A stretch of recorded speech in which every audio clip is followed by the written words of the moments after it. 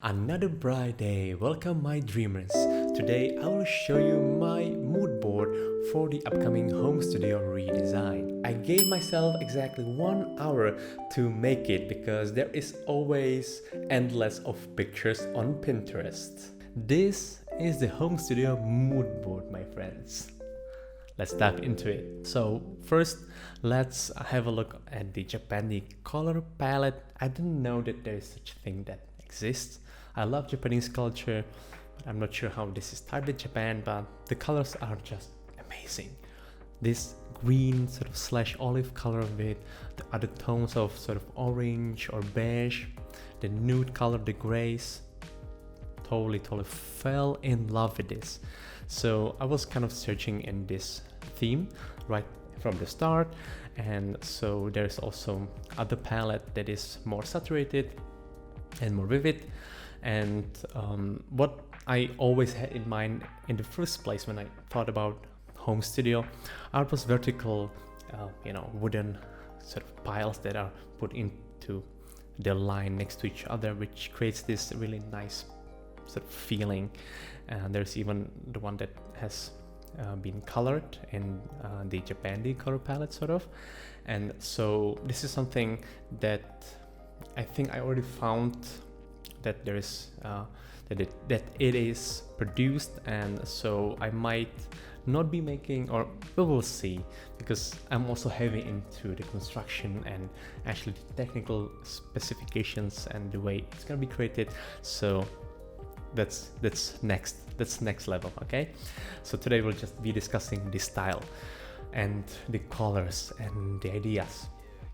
So so definitely those wooden piles that are put into that are next to each other, that's something that I like. There's probably a name to it, but let's call it wood piles. That's how my English is so good, right? Okay, so the next idea that I envision in my mind would be gathering all the flowers that I have here at home and put them into shelves that would be somehow connected with the wooden piles. And so as there was COVID, right, we didn't really have that much to do, so I was just hoarding all the flowers that there were possible. And so I have so many of them, so there will definitely be also a video on repotting and then putting those flowers here on or into my home studio. So that's the flower part.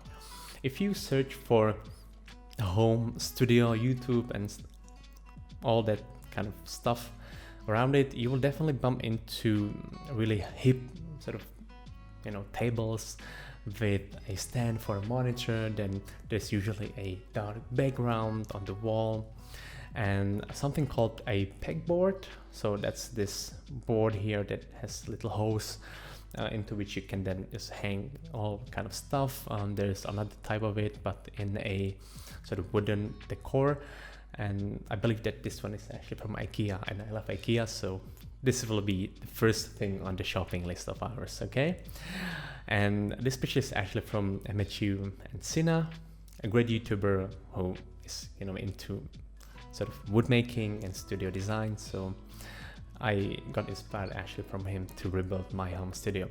And so this pegboard thingy, I have it all over here because I think that's something that has to be included, and it looks kind of DIY-ish and gives and will be giving the studio a nice feeling. And of course I actually have so many things that I would hang in there, and so we can see that you can either put, let's say, flowers in there, then you can put all the tools, right, and basically everything that you as a maker would use. And again, there are different ideas how to hang all the maybe the construction tools. To I have a lot of washi tapes and a lot of pens, so that's something that would also probably would go on such a wall. So yeah, sorry, I got too excited about the peg wall, so I never had one, so that's why I just really wanted to have it in there. And so here we can see also a nice idea of actually coloring it. We'll see about that. But in general here I like the colors and the texture of the gray and the green, which falls into the Japandi color palette that I started with. And so let's see. Okay, so while I was searching and thinking about the way of the designing of the peg walls, I also bump into something more of like a maker-ish. I don't know if that's the word. So as I also have a lot of tools, from screwdrivers to a hand drill and all that stuff, I really like the idea here of having some sort of table that would be on wheels, so I can move it around. So that would be maybe good for some top-down shots with a camera, where I would also be hiding all the tools, because I love having all those things around as well, just to play with, right? Or just to look at them, you know, those pliers here. That's, yeah, okay. Definitely another DIY project beside building a studio. This will probably be another sort of a sub project of the whole studio, to have a moving sort of trolley with all the tools. So that's coming as well, for sure, my friends. Okay, so let's move more to the left side. That is more sort of monochromatic. So I mean, I love cameras. I have so many old cameras.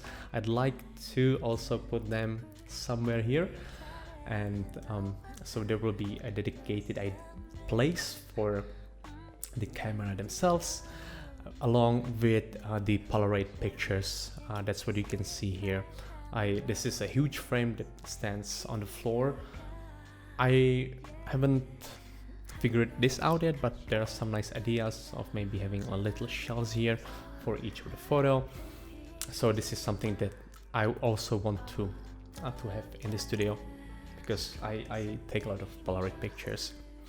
And in every nowadays modern hip studios, you need a neon light or neon sign, and this is just an example of it. And again, it's gonna be a separate DIY project, because having it made for you, it costs a lot of money, and I feel that this is something that I also am interested in. I like working with electricity, LED lights, so we will be definitely also making our own neon signs. So yeah, wait for that.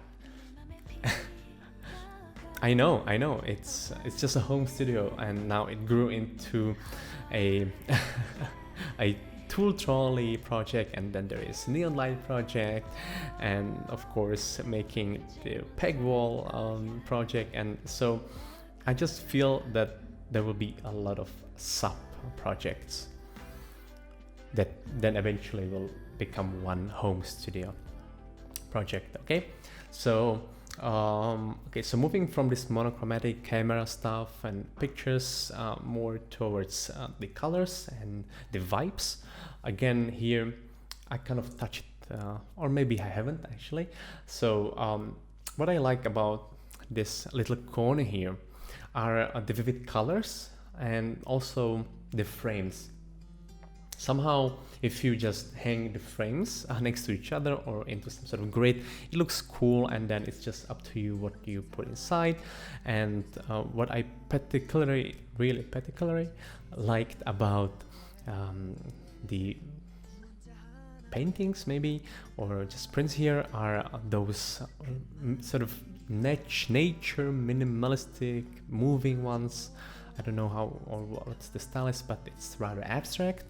And I really liked, just even looking at this one it's intriguing, and it's interesting. And here we have other example of it, which is more in a different color, but again, same idea, same shapes.